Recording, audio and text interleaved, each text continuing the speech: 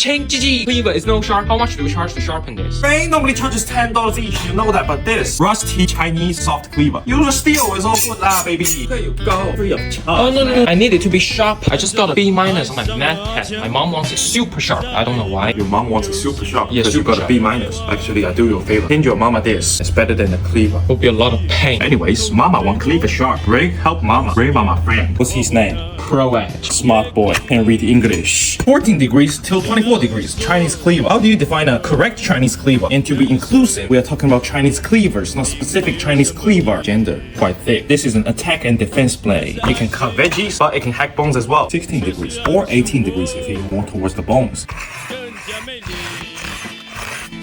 Once you feel the burr, use a thumb. Gently tap the blade, okay? Don't slice. The thumb will be gone. Ceramic. But there's still some steel wire left over on the edge of the blade. Let it drop. Different online. Let's see how sharp this 10GG David's Mama Cleaver is after the pro edge sharpening. Let's go.